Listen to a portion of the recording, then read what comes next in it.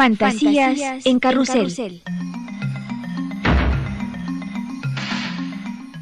Un reencuentro con los hacedores de la literatura a través de la historia.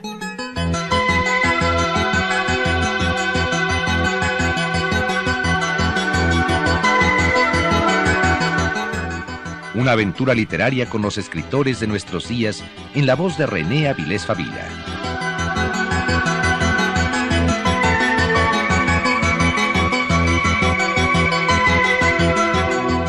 Fantasías en Carrusel.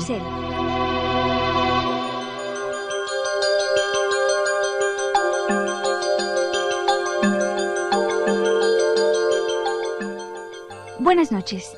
Esto es Fantasías en Carrusel, un programa de René Avilés Favila, en donde las voces de la literatura desentrañan el alma de los mecanismos que mueven al mundo.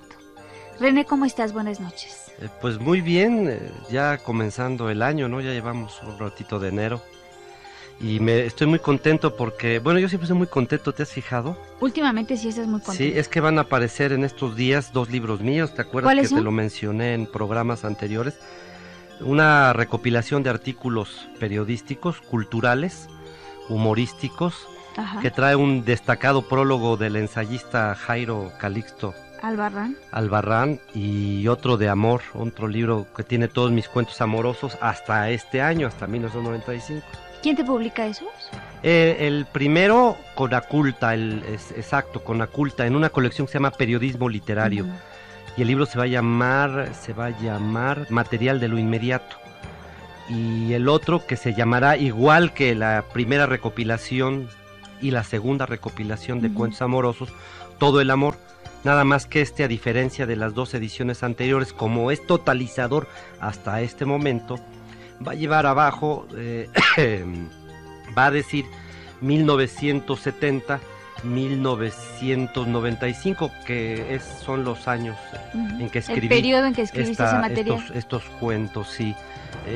Para mí es muy importante porque ya, como algunos de nuestros escuchas saben, esto ya pone todos mis cuentos prácticamente en 2 volúmenes. Perfecto. Fantasías en Carrusel y Todo el Amor. Me parece muy bien. Sí, no es fácil porque pues los tiempos son difíciles, pero pues yo me siento muy satisfecho de... Con toda razón, René. De esto, ¿no? Bueno, ya nos informarás de nuevas hazañas de literarias. Reyes te lo voy a dar. Bueno, esperemos que sí. Voy a poner mi zapatito aquí en el estudio. Pues ponlo porque ya pasaron los Reyes. Tú porque no eres cristiana, no sabes de eso, pero en fin. Bueno, amigos radioescuchas, con el pretexto de la aparición de su más reciente libro, Imposible Equilibrio, el programa de esta noche está dedicado al escritor argentino por muchos años avecindado en México, Mempo Giardinelli. Nacido en 1947, Giardinelli es un experimentado escritor que ha incursionado exitosamente tanto en la novela como en el cuento y el ensayo, entre los que destacan La Revolución en Bicicleta, El Cielo con las Manos, Que solos se quedan los muertos, Santo Oficio de la Memoria y Luna Caliente. En sus historias, la fantasía y la realidad se entrecruzan. Los personajes son obligados a vivir bajo la férula de la exacerbación trágica, el humor negro y el drama cotidiano como aventura existencial. Sus narraciones sorprenden, convocan demonios, remiten a los agrios estanques de la psicología y la memoria.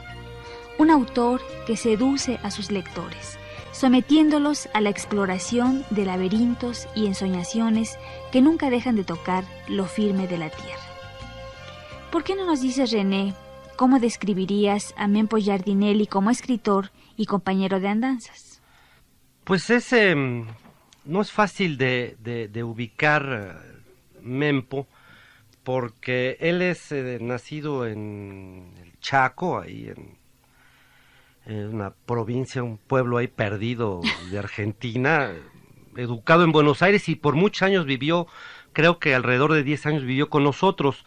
De alguna manera él se reconoce con una parte mexicana importante, porque bueno, pues él es de 47, esto nos 44 hace... años. 44, sí tiene 6 años menos que yo. Entonces, bueno, de todos modos más o menos pertenece a Entonces mi misma tiene generación. veintitantos, ¿no, René? ¿Mandé? Entonces tiene 20 y algo. Sí, es de 22 años, sí, yo de 26. Exacto. Y él, bueno, realmente, él mismo se califica como un autor del post-boom. Si hay post-boom, bueno, pues quiere decir que hay un boom. El boom, pienso que hablamos de él largamente en los primeros programas, cuando nos tocó la literatura, la gran literatura latinoamericana del siglo XX. Es decir, diría yo que los últimos años de 50, 60, por allí, ¿no? Más bien. Y esto, pues es la gran fábrica de autores latinoamericanos que los convierte en autores muy famosos, con mucho reconocimiento en todo el planeta. No sé si a un gran nivel, pero bueno, se rompe un poco la barrera, las fronteras que someten al escritor latinoamericano a su propio continente y pasan a Estados Unidos, Europa. Hablemos desde luego de Borges, de García Márquez, de Fuentes, de Vargas Llosa, de Julio Cortázar, en fin, una cantidad de Alejo Carpentier, es decir, una gran cantidad de escritores que fueron muy famosos, y que esto es lo que se llamó el boom latinoamericano. Entonces, bueno, después de este boom, pues Mempo afirma que hay un post-boom, en donde estarían gentes de su generación, de la edad de la propia Isabel Allende, yo mismo, José Agustín, Gustavo Sáenz, pero claro, las diferencias guardadas, porque Isabel Allende es muy conocida, es internacional, mientras que de todos nosotros me da la impresión de que Mempo es el que más aceleradamente va hacia una internacionalización. Lo digo porque acaba de ganar el premio Rómulo Gallegos en Venezuela, es un premio importante para América Latina, y hasta donde sé, la obra de Mempo está traducida a 11 idiomas. No solo eso, sino que también, y esto es muy difícil de alcanzar, aunque yo tuve la oportunidad de un tiempo, no funcionó, pero la tuve, de ser representado por la famosísima Carmen Balcells, una mujer que cobra enormidades, pero por representar que pareciera, sí, por representar escritores, pareciera dar resultados. Ella es justamente de quienes inventan el boom, y quien se enriquece también con los escritores latinoamericanos, es decir, entre ellos García Márquez, que ha dejado mucho dinero a esta firma literaria que es Carmen Balcells. Entonces, bueno, pues él es un escritor que está destacando, ha regresado a su país, ha regresado a su pueblo, al Chaco, que yo no sé nada del Chaco más que por lo que me contaba él, y por lo que he leído en ciertos libros hasta allí. ¿Cómo definirías el estilo literario de Giardinelli y cuáles crees tú que son sus preocupaciones principales? Pues mira, definir el estilo literario de Mempo, como es difícil definir cualquier otro estilo literario. Yo creo que Mempo escribe muy bien, muy correctamente, que sus muchos viajes, su manejo de idiomas, su estancia en México, lo ha enriquecido extraordinariamente.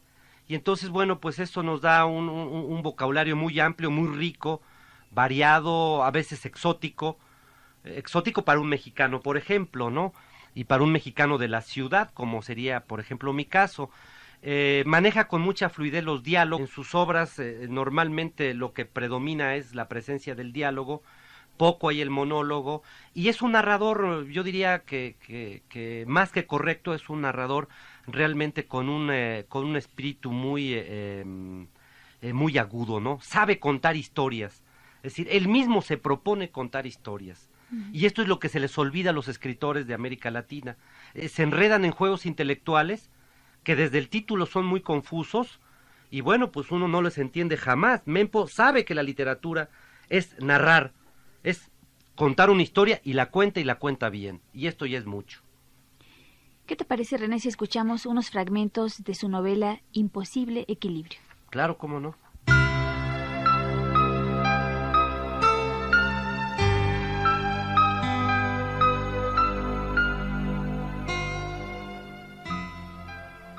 Aquel aciago mediodía en que estallaron las bombas y se torció la historia, todo Barranqueras vivía su fiesta mayor, como en los viejos tiempos de gloria, cuando el puerto exportaba febrilmente tanino, maderas y algodón. El primer estallido se produjo inmediatamente después de que los animales fueron trasladados, mediante el uso de 2 grandes grúas, y ante las exclamaciones admirativas del público y los acordes de las bandas de música, de las bodegas de Levita Capitana a un enorme camión de 3 ejes, al que seguía un largo remolque de 12 ruedas, especialmente acondicionado para transportarlos hasta los piletones de obras sanitarias. Estaba previsto que allí iban a ser revisados para su clasificación, vacunación y todo lo que hiciera falta en términos zootécnicos, según nos había explicado Albertito Parodi. En el palco de honor, el gobernador de la provincia, con todo su gabinete y varios representantes del gobierno nacional y del cuerpo diplomático, saltaron espantados mientras el aire se llenaba de esquirlas, humo, olor a pólvora y los primeros gritos de horror de la multitud. El palco se escoró hacia la derecha, como un buque bombardeado del que huían y tropezaban funcionarios y cónyuges, el obispo y sus secretarios, lo más representativo del empresariado chaqueño y las autoridades judiciales, el cuerpo legislativo en pleno y los más altos jefes del ejército, la marina y la fuerza aérea, policiales, de gendarmería y prefectura, todos vistiendo sus mejores galas, pero ahora sucios y perdidos completamente todo empaque y compostura. El estruendo de esa primera bomba paralizó todo y a todos.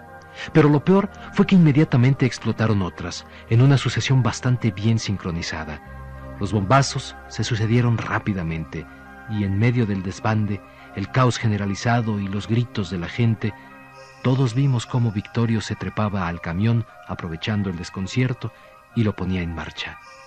El Scania arrancó tronando casi tanto como la última bomba, que explotó justo debajo de una de las grúas del muelle, a pocos metros del largo remolque ya cargado. La impericia camionera de Victorio sumó confusión al caos. Atropelló una barda lateral del palco oficial, provocando la estampida de los caballos de la Guardia de Honor de la policía. Estos, en su galope, zamarrearon el palco de tal modo que acabó de venirse abajo sobre un puesto de choripanes y hamburguesas, con el consiguiente griterío que se produce cuando se cae una tribuna. El Scania, convertido en un bramante monstruo imparable, arrasó la frutería que está en la esquina de la prefectura y, de paso, abolló completamente el Mercedes-Benz del gobernador y varios otros coches último modelo. El estropicio parecía perfecto y el griterío era ensordecedor. Los destrozos causados por las bombas todavía arrojaban una lluvia de esquirlas y escombros desde el cielo y ya atronaban el aire los histéricos sirenazos de la policía y los bomberos y las primeras ambulancias, cuando el camión consiguió enderezarse sobre la avenida. Pero al doblar la primera curva y enfilar hacia el camino que lleva al puente Chaco Corrientes y a la isla del Cerrito, en medio de la calzada y delante del Scania, de repente se plantó una jovencita de jeans y zapatillas que hizo lo único que en ese momento podía detener a Victorio y al camión. Se quitó la camiseta y dejó al descubierto 2 pechos magníficos, ofrecidos al radiador de la máquina. Victorio, que seguro hubiera atropellado a un batallón de infantería, clavó los frenos y empezó a hacerle señas a la muchacha para que se quitara de su camino, mientras la insultaba con su más grosero rosario de imprecaciones.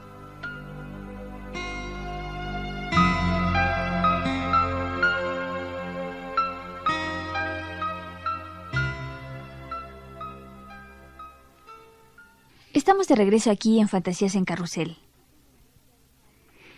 ¿Qué impresión, René, te ha dejado el más reciente trabajo novelístico de Giardinelli, que es Imposible Equilibrio? Pues mira, me tocó presentarlo en diciembre, me parece, no sé si en los primeros días de diciembre, en los últimos de noviembre, vino a México para presentar esta novela. Es una novela de 200 páginas, 210 tal vez, se lee con mucha facilidad, por lo que te decía hace un momento, pero tiene una historia y una trama francamente divertida. Lo que él me decía que, recordás que yo lo presenté en México, esta novela, él me decía que no se propuso deliberadamente hacer un libro humorístico, pero logró un libro extraordinariamente divertido. Imagínate tú, en el Chaco, ese pueblo olvidado de la mano de Dios, se da una plaga, se da un desastre ecológico, y descubren que solo los hipopótamos pueden acabar con toda aquella plaga que padece la zona. Y entonces traen unos hipopótamos de África. Entonces el libro se empieza a hacer muy gracioso porque empieza a contar una serie de historias de los hipopótamos. ¿Qué dice un diccionario? ¿Qué dice un zoólogo? ¿Qué dice? En fin, y a dar una serie de elementos. Luego llegan los hipopótamos a Argentina y los reciben con el himno nacional y con honores presidenciales y toda la solemnidad. Y secuestran a los hipopótamos. Es una familia en realidad de hipopótamos. Oye, ¿y luego se vuelven corruptos los hipopótamos? No, los hipopótamos son víctimas de la corrupción y del escándalo. Entonces, hay Oye, porque si los hubieran traído a México. Ah, no. Yo recordaba en la presentación, Rosa Marta, que a México hace unos años trajeron a 2 manatíes para que se comieran el lirio acuático en Xochimilco. Los pobres manatíes que nunca los recibieron con honores presidenciales, se los comieron los pobres muertos de hambre en Xochimilco. Pues tenían razón, los vieron como unos puercos, los sacaron, se los comieron, desaparecieron. Entonces, bueno, a esto me refería hace un rato cuando yo decía que la realidad latinoamericana supera cualquier fantasía, cualquier ficción.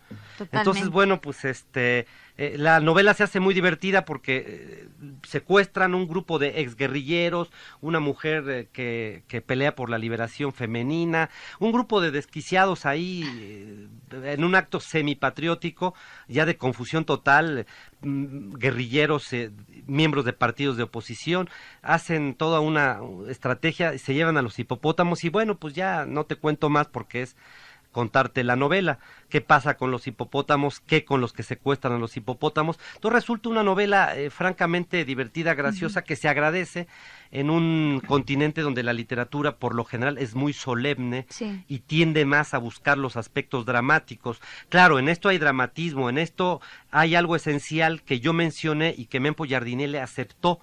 Es decir, la novela Imposible Equilibrio está planteada como una gran sátira, como una fábula para probar la estupidez humana. Eso queda muy claro porque lo mismo pudo haber sido en el Chaco, que pudo haber sido en Toluca, que pudo haber sido en Bolivia, en cualquier parte de América Latina. Eso ocurre, una solución estúpida como traer a unos pobres hipopótamos. ¿Qué nos puedes decir de la estructura de este libro de Giardinelli, de cómo ha sido elaborado y diseñado? Pues mira, en general es un libro más bien lineal, empieza por donde empieza, o sea, empieza en el principio, pero grulladas me encantan. Y te va narrando desde la necesidad de traer a los hipopótamos hasta el final. Simplemente de pronto hay flashbacks, hay retrocesos, se dan los datos. Para mí abundan los datos, hay demasiada información sobre los personajes, que no son muchos, pero que son más de los necesarios en una novela de 200 páginas. Es decir, yo siempre considero esto como algo importante, pero claro, es una cuestión de autor. Es decir, tú en una novela de 200 páginas metes 7 personajes y ya son un exceso.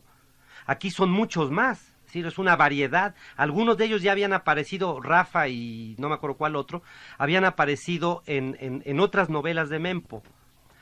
Mempo tiene la necesidad de siempre tener un personaje mexicano, que por cierto el personaje mexicano se la pasa diciendo palabrotas, es un mal hablado, pues, como todos los mexicanos somos, pero en general creo que es una estructura lineal. Si se hubiera suprimido un poquito de información sobre los personajes, quizás hubiera ganado en imaginación y en rapidez, ¿no? Creo que esta novela tendría que haber sido mucho más rápida de narrar para ir rápido hacia ese final que uno busca, saber qué ocurrió con los hipopótamos, con el desastre ecológico y con los secuestradores y con las autoridades que buscan a los secuestradores y a los hipopótamos, desde luego. René, te invito a escuchar otro fragmento de Imposible Equilibrio.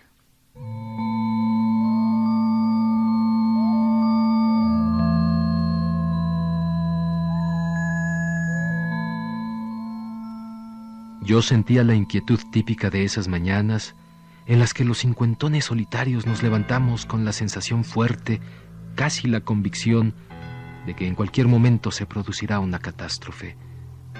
Hay que ser un cincuentón solitario y lleno de miedo por todo lo bebido y fumado para entender esa sensación. Los temores te impiden tomar decisiones y las indecisiones son usinas de más temores.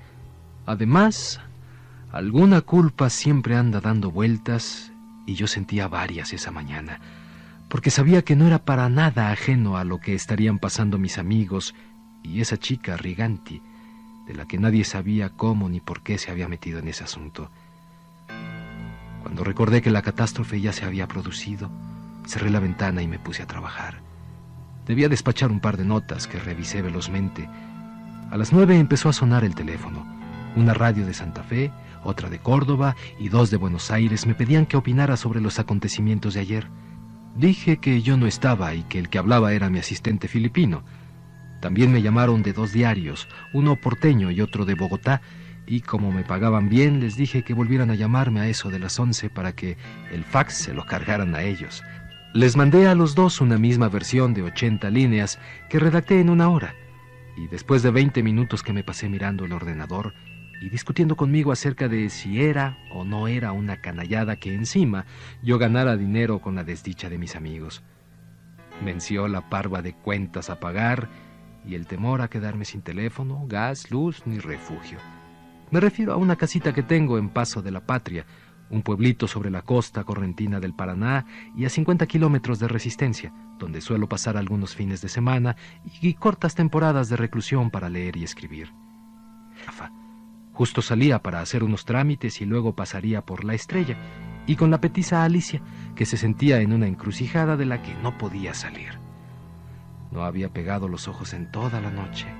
No sabía qué hacer. Los miedos la tenían taponada y, como era previsible, se puso a teorizar sobre lo femenino y lo masculino en la toma de decisiones trascendentales. Dijo que sabía que las decisiones vitales no son una cuestión matemática, ni se toman por análisis. Yo tenía razón en que es mejor arrepentirse de lo que uno ha hecho y no de lo que no hizo. Pero igualmente ella no tenía la menor idea de lo que iba a hacer. Y encima, con la angustia de lo que podía pasar con Pura. Decime, ¿a vos qué te parece que va a pasar con la pobre Pura?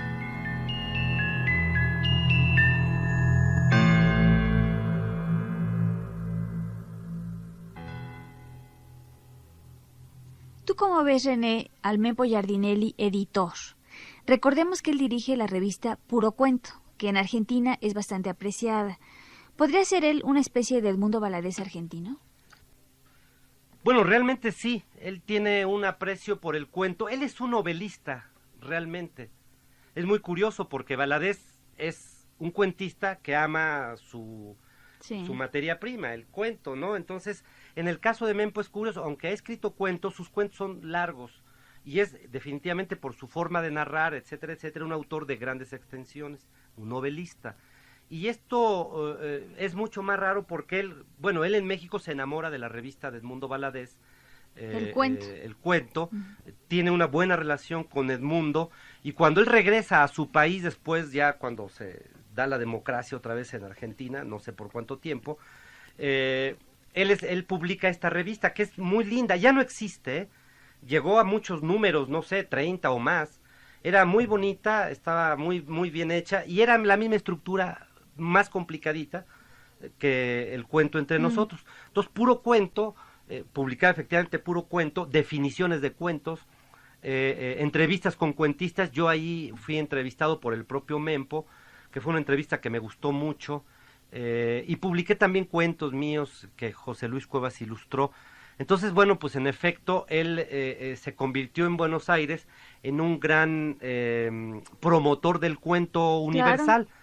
Pero eso cuesta mucho dinero, no reditúa ya, no son grandes negocios, y sé que tuvo que dejar no tuve tiempo para preguntarle si entre sus proyectos editoriales estaba el de continuar la publicación de Puro Cuento, pero creo que no. El mismo hecho que esté ya otra vez en Chaco, pues eso ya me indica a mí que tal vez no la haga, pero bueno, pues de todas maneras esto es a los ojos de cualquier lector atento, pues la presencia de Edmundo Valadez, la presencia de la revista El Cuento, que pues entre nosotros los mexicanos ya es una publicación legendaria. Mempo creo que es un autor que tiene muchos elementos, incluso su modo de hablar. Me acuerdo que tenía, no sé si 2 o 3 hijos, 2 niñas, si mal no recuerdo. Ya sabes que para contar niños yo soy pésimo. Sí, porque los niños no te gustan. Y y creo que las hijas nunca se quisieron ir porque ya tenían pasaporte mexicano, se sentían mexicanas, pues habían nacido en México. No hablaban como el papá, para ellas el papá era un extranjero. Argentinísimo. Sí, argentinísimo, él tenía sus toques muy mexicanos, ¿no? Pero definitivamente, bueno, pues las hijas habían nacido, hablaban como mexicanas y eso pues le da una conducta totalmente distinta. Mempo, bueno, pues sí tenía que regresar porque de todas maneras era un autor que tenía, era muy argentino, ¿no? Entonces, claro, sé que algunas veces pueden vivir lejos de su país, como fue el caso de Cortázar, pero bueno, no. René, el tiempo se nos agota. ¿Podrías concluir con algo sobre Mempo Giardinelli? Pues mira, yo no sé qué se pueda encontrar de Mempo Giardinelli en México, salvo este libro. Creo que Luna Caliente o La Revolución en Bicicleta las van a editar aquí entre nosotros. Ya han sido editados aquí, se puede conseguir por allí, ¿no? Pero bueno, no, creo que vale la pena acercarse, es un narrador interesante. Y ahora que nosotros ya estamos leyendo pocos autores argentinos, pues por la distancia y los problemas económicos, creo que vale la pena leerlo porque pasarán un rato francamente divertido. Bueno, René, pues gracias por acompañarnos en tu programa, Fantasías en Carrusel. Nos vemos en la próxima. Nos vemos, Rosa Marta. Buenas noches. Antes de irnos, invitamos a nuestros escuchas para que nos acompañen aquí en Fantasías en Carrusel la próxima semana a través de la XCB. Si tienen comentarios, ideas, propuestas, críticas o sugerencias que hacerle a este programa, pueden enviar sus cartas a Instituto Mexicano de la Radio, Mayorazgo número 83, Colonia Joco, código postal 03330. Gracias, buenas noches. Se despide su amiga Rosa Marta Jasso.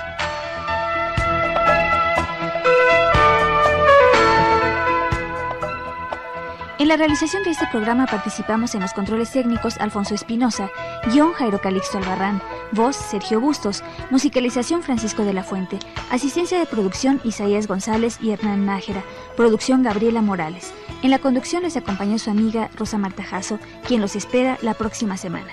Gracias y buenas noches.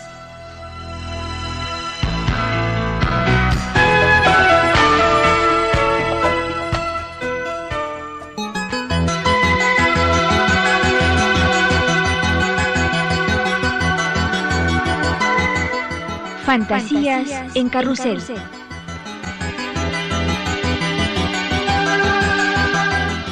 Un programa del grupo IMER, Instituto Mexicano de la Radio.